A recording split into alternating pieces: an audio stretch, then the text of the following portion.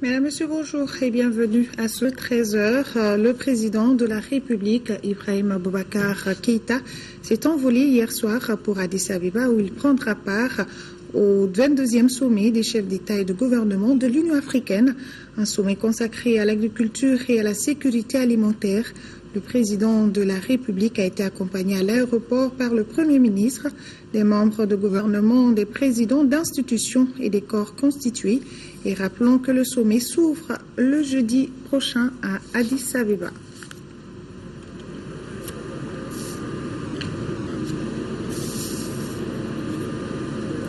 Voilà donc le départ du président de la République, Ibrahim Boubacar Keïta, pour Addis Abeba, où il prendra part au 22e sommet des chefs d'État et de gouvernement.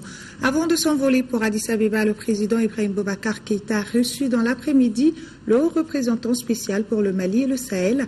Didier Berbera est venu échanger avec le président sur la situation sécuritaire au Mali et les stratégies à mener pour instaurer la paix dans la bande sahélo-saharienne. Le président de la République a également accordé une audience à une délégation de la CEDEAO et de la MINUSMA. Les sujets abordés ont trait à la sécurité et au renforcement du dispositif de la MINUSMA. Bourama Traoré pour les détails. Une délégation de la CEDEAO et de la MINUSMA chez le président de la République Ibrahim Boubacar Keïta. L'évolution de la situation sécuritaire au Mali et les futures négociations avec les groupes armés au cœur des échanges. Pour la CEDEAO et la MINUSMA, il existe une parfaite entente avec les autorités maliennes sur les différents dossiers. Le président a réaffirmé sa volonté de voir la CEDEAO poursuivre son action de médiation, mais les autres pays doivent apporter aussi leur contribution. Et je pense que c'est ce qui est essentiel. Du reste, nous sommes revenus à l'accord de Ouaga pour souligner le fait qu'il s'agissait d'un accord préliminaire qui préparait à un accord plus global qui doit commencer avec les pourparlers inclusifs. Et le président nous a dit qu'il était prêt à mettre tout en jeu pour que tout ceci se fasse avec tous les Maliens de bonne volonté, avec l'appui des partenaires pour que nous aboutissions à des solutions durables. Et il a beaucoup insisté sur le fait que, quels que soient les engagements à prendre, c'est bien au Mali ici que ces engagements vont être pris. Nous avons surtout partagé ensemble la nécessité que ce soit le gouvernement qui pilote tout ce qui va se passer et que la communauté internationale ne viendra qu'en appui. Et je pense que ceci est extrêmement important et c'est pour ça que nous attendons les initiatives qui sont prises du côté du gouvernement pour voir à peu près notre partition en accompagnement au Mali.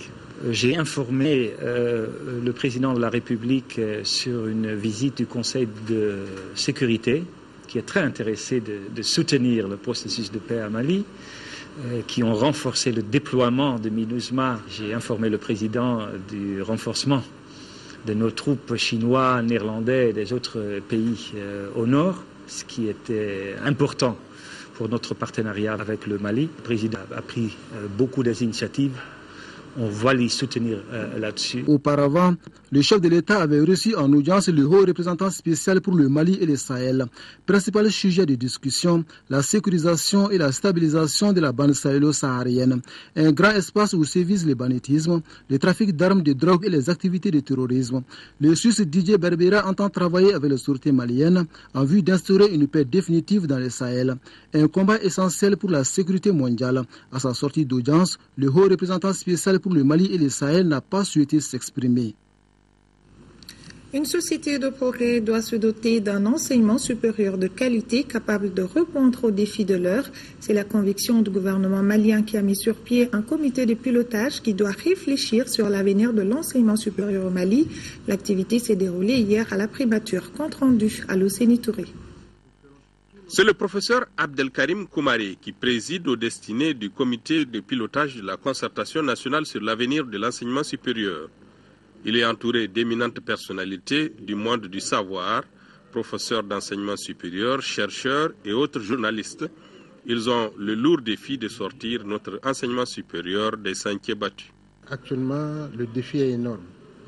Nous avons une pléthore d'étudiants, une insuffisance d'enseignants, une insuffisance de ressources matérielles mais nous devons produire avec ces moyens des gens capables de répondre aux besoins de la population malienne. Avant de les renvoyer à leurs fonctions, le chef du gouvernement a tenu à préciser le rôle dévolu à cette structure dans un pays où l'enseignement supérieur est en crise. Ce dont il s'agit, c'est de créer les conditions pour que advienne un jour dans ce pays un avenir meilleur. Les hommes et les femmes qui auront la charge de ce travail, d'une façon ou d'une autre, passeront entre vos mains ou entre les mains de vos successeurs.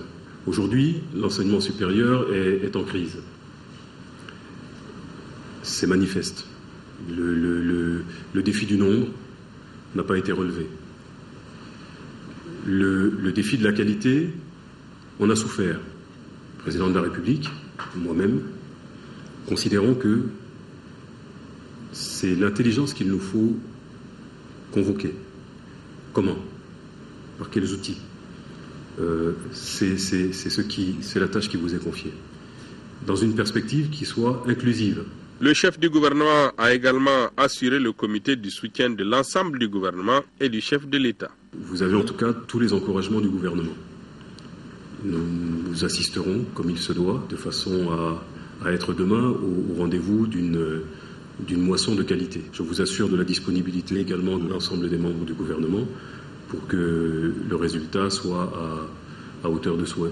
Le comité de pilotage de la concertation nationale sur l'avenir de l'enseignement supérieur compte se mettre immédiatement à la tâche. Cérémonie de lancement de l'agence Sidima pour le développement ASD, la nouvelle agence Synergie Diaspora Mali. Sidima a pour objectif de lutter contre le chômage des jeunes et de promouvoir le développement social et économique du Mali. Compte rendu, Lamine Keita. La nouvelle agence Sidima pour le développement qui vient d'être lancée est une association regroupant la diaspora et la société civile malienne. Ces actions s'inscrivent dans le cadre de la réduction de la pauvreté, de la lutte contre le chômage et la promotion du développement social et économique du Mali. Pour la réalisation de ces objectifs, l'agence compte travailler en synergie avec la société civile, l'État à travers le ministère des Maliens de l'extérieur. L'objectif de l'association est, dans un premier temps, c'est lutte contre la pauvreté. Toutes les préoccupations maliennes seront prises en compte. Nous avons pour mission d'accompagner toutes les structures d'État, toutes les structures associatives au niveau du Mali, tous les partenaires d'ONG, de personnes de bonne volonté pour enfin de lutter contre la pauvreté au Mali, dans tous les domaines, de création d'entreprises et aussi accompagner la jeunesse malienne. Le chef de cabinet du ministre des Maliens de l'extérieur a remercié les membres de l'agence pour leur initiative et les a rassurés de la disponibilité du ministère des tutelles. Il est très important de rappeler ici que toute initiative venant de nos compatriotes de la diaspora nous interpelle et le ministère des Maliens de l'extérieur répond sans délai. Le département est le vôtre, il est la maison à vous tous et serait toujours à votre écoute. L'intervention de l'agence cible les catégories sociales vulnérables et défavorisées, aussi bien en milieu rural qu'urbain. Actualité régionale à présent, la Jeune Chambre internationale de Koulikoro a tenu ce week-end sa 18e rentrée sonalaire sous le thème du mandat « Unissons-nous pour impacter ». C'était au cours d'un dîner gala où de nouveaux membres ont fait leur adhésion. Koulikoro, Sidou Traoré. La destinée du mandat 2014 de la Jeune Chambre internationale Koulikoro a été confiée à Mansour Ndiaye, agent de la station régionale Ortem Koulikoro. Dans une cérémonie solennelle, les délégués venus de Bamako ont pu mesurer le dynamisme des Djessi de Koulikoro après 18 années d'existence. C'est ainsi que 5 nouveaux membres ont fait leur entrée à la Djessi Koulikoro et le nouveau comité directeur a été présenté à l'assistance. Le tout dans les slogans « Impacter positivement est un devoir d'un Djessi ». Notre génération n'a pas le droit de décevoir. Au contraire, on devrait faire plus. Avec votre courage et votre détermination, je sais ensemble nous pouvons bouger la colline. Et cette colline, c'est notre plan d'action. Aujourd'hui, le champ est tracé au sein de la Jeune Chambre internationale Mali avec le concept de club DCI. Ce club DCI qui va nous permettre d'aller à la rencontre d'autres communautés, souvent qui n'ont même pas été à l'école, partager avec eux les valeurs de la Jeune Chambre internationale. La remise des attestations de reconnaissance à certains membres et aînés de la JESI et autres prestations d'artistes et comédiens ont donné un éclat particulier à cette rentrée scolaire 2014, dans la vision d'un travail en équipe pour valoriser leur expérience et impacter le développement d'un peuple. Le représentant du gouverneur et la marraine du mandat se réjouissent du chapelet d'activité de cette nouvelle équipe JESI Koulikoro. Les jeunes demeurent hier comme aujourd'hui le fer de lance de cette mobilisation citoyenne, tant dans le domaine politique qu'économique et social. C'est un challenge difficile à relever, mais ne dit-on pas qu'à cœur vaillant, rien d'impossible. Auparavant, la JESI Koulikoro, en partenariat avec l'OLM Serre Bamako Espoir, a formé une dizaine de membres et sympathisants sur la connaissance du mouvement et la procédure parlementaire. Dans le même registre, la nouvelle équipe de la Jeune Chambre internationale de Ségou a procédé au lancement de ses activités de 2014 ce samedi dans la capitale des Balanzans. La cérémonie s'est déroulée également en faveur des dîners gala offerts par l'organisation. Le compte-rendu d'Honoré Tchédou. La présente rentrée solennelle de l'organisation locale membre de la Jeune Chambre internationale de Ségou consacre d'une part le lancement de ses activités pour le mandat 2014 et la prestation de serment des membres du nouveau comité directeur local d'autre part. En procédant donc au lancement, la présidente exécutive Awa Konaté s'engage à promouvoir la citoyenneté dans la capitale des Balanzans. La citoyenneté active sera notre leitmotiv. La vôtre aujourd'hui, c'est de parler des jeunes, des femmes. Nous, la DCI Ségou, axerons nos actions sur les petits-enfants à travers nos clubs DCI dans les écoles primaires pour leur inculquer dès le bas âge la notion de citoyenneté et de protection de l'environnement. Les membres du comité directeur local ainsi ont prêté serment pour le respect des obligations qui leur est assignées conformément au programme établi. Les 10 programmes, mesdames, messieurs, est aussi éducateur, social, tamisant à la taille d'une jeunesse responsable, comme celle de la Jeune Chambre internationale. Au nom des autorités de la région de Ségou, je réitère l'engagement de l'ensemble des autorités régionales et leur accompagnement à vous soutenir. Auparavant, les sénateurs Wandé Diakité et Mamadou Ndiaye avaient animé une conférence débat avec leurs amis sur le thème jeunesse et citoyenneté dans un Mali nouveau, un thème assez évocateur qui cadre bien avec les préoccupations actuelles des plus hautes autorités du pays. Aussi, pour donner un cachet particulier à cette 18e rentrée solennelle, les DCI ont procédé à un don de sang à l'hôpital Nianagoro Fomba de Ségou. Nous restons à Ségou. Les ressortissants de Djéné résidant dans cette localité ont célébré le Maouloud de 2014 dans la famille Djénékala à Ségou. Cette journée de prêche et de prière a regroupé les imams, les responsables religieux, les autorités et notabilités de Ségou. L'objectif de cette cérémonie est la recherche de la paix et la cohésion sociale. Reportage Fousseni Samaki. C'est sous le signe de la réconciliation et de la paix retrouvée que l'association des ressortissants de Djéné résidant à Ségou a placé la célébration de ces Maouloud 2014. Ainsi, lecture de Coran, bénédiction pour la paix et la cohésion sociale ont été entre autres temps forts de cette cérémonie de retrouvailles. Les ressortissants de Djéné, on se retrouve ici en communion avec la communauté musulmane de Ségou pour fêter cet événement et prier pour le Mali. Et prier surtout pour les responsables de ce pays. Qui dit Ségou dit Djéné. Raison pour laquelle chaque année nous organisons ça à Ségou. Et c'est les Ségouviens, ils viennent massivement, vous avez vu, presque tous les imams étaient là. L'initiative des Djénékés et de Ségou a été fortement saluée par les autorités à tous les niveaux. Elles ont invité les autres communautés à faire de même pour une paix durable au Mali. C'est une tradition quand même bien méritée. Et ça démontre encore de plus que même en dehors de Djéné, les ressortissants de Djéné restent unis. Et ce que j'ai vu ici, c'est exactement un remix de ce que se fait à Djéné. Nous sommes à Ségou, mais à Djéné en même temps au cours de cette cérémonie. Je pense que c'est pour remercier Dieu d'avoir exaucé nos prières et d'avoir permis à nos forces de sécurité, aidées en cela par les forces étrangères, à libérer le territoire malien. C'est par une fatia effectuée par les imams et autres responsables religieux qu'a pris fin la cérémonie. Que Dieu exauce les prières. En 5e région, le groupe d'animation d'action au Sahel, Mali, GAS Mali, et son partenaire Plan Mali ont procédé à un jeu concours interscolaire des enfants de leurs écoles partenaires. Il s'agissait pour ces enfants, à travers sketchs, chansons et dessins, de sensibiliser sur le droit des enfants et les dangers liés à l'excision. Un reportage Aminata Touré.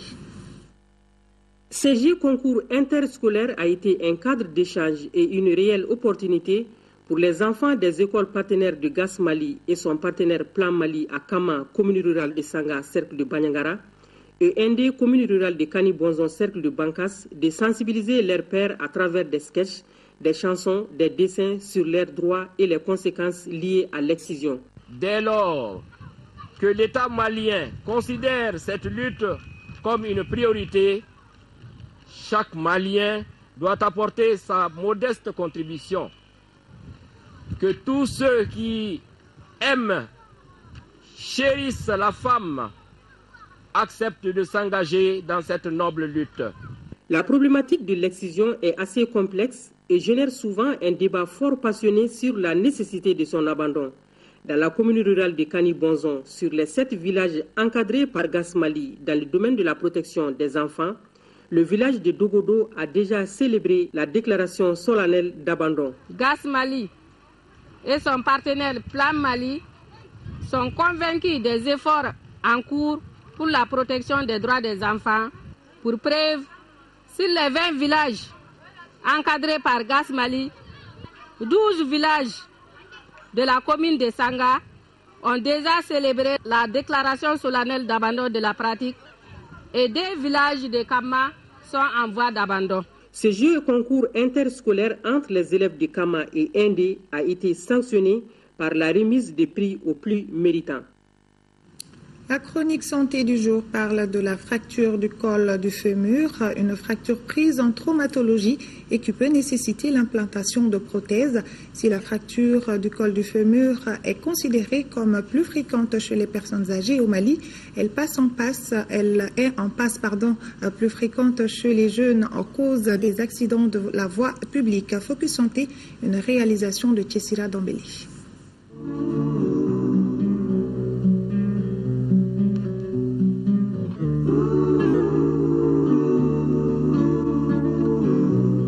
Le col du fémur, c'est ce qu'on pourrait appeler la tête supérieure de l'os de la cuisse. Relativement plus fragile que le reste du squelette, même en temps normal, le col du fémur peut se casser en cas de traumatisme.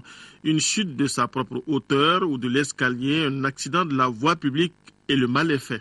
Avant, c'était généralement des fractures liées à l'âge, dues à l'ostéoporose.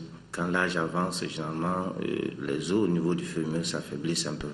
Ces derniers temps, on a constaté que chez les jeunes, c'est très élevé, dû aux accidents de la voie publique. Donc, les motos, les accidents de la circulation routière, ce qui fait que même à 20 ans, on a des patients qui font des fractures du col du fémur. Ce n'est donc plus l'apanage des seules personnes âgées. La vive douleur, la déformation de la jambe au niveau du bassin, l'incapacité de soulever la jambe ou de marcher après un traumatisme sont quelques signes qui peuvent alerter. L'ostéoporose intervenant après la ménopause, le surpoids sont quelques facteurs favorisant la fracture du col du fémur. Quand elle intervient, en fonction de ses caractéristiques, la prise en charge peut commencer après diagnostic avec un plâtrage et l'immobilisation du membre. Même là, souvent, il y a des petits risques qui font que souvent le patient ne peut plus marcher. Mais la méthode sûre, c'est la méthode chirurgicale qui consiste à mettre les prothèses totales chez certains. Et souvent, c'est des prothèses de moure qu'on peut mettre chez ces patients. Cette intervention consiste à insérer le matériel orthopédique là, au niveau de la tête fémorale. Donc, et puis on bloque, et puis l'intervention est finie. Mais vu le prix de ces prothèses qui est vraiment très élevé, une prothèse totale qui peut aller jusqu'à 1 million, 1,5 million, vraiment chez un jeune qui ne travaille pas, qui fait un accident comme ça, c'est vraiment compliqué. La convalescence se fait avec plus ou moins de succès selon le patient. On estime que chez les personnes âgées, le taux de décès dans l'année qui suit la fracture est plus élevé que la moyenne. Ce qui explique ça, peut-être, c'est le retard dans la prise en charge. Parce que généralement, quand il y a ces fractures, les patients tentent d'abord, comme première intention, le traitement traditionnel. Et ce qui fait qu'ils partent chez le tradithérapeute. Et généralement, la moitié des vieux qui arrivent, ils viennent avec des complications, avec des calvicieux qui sont déjà formés. Mais le plus important, c'est la précocité dans la prise en charge de ces fractures. Éviter le surpoids, ne pas faire habiter les personnes âgées à l'étage et en cas de doute après un traumatisme, consulter immédiatement un spécialiste sont quelques conseils. Mais on pourrait aussi surveiller le risque d'ostéoporose élevé chez les femmes et la traiter si elle est déjà installée.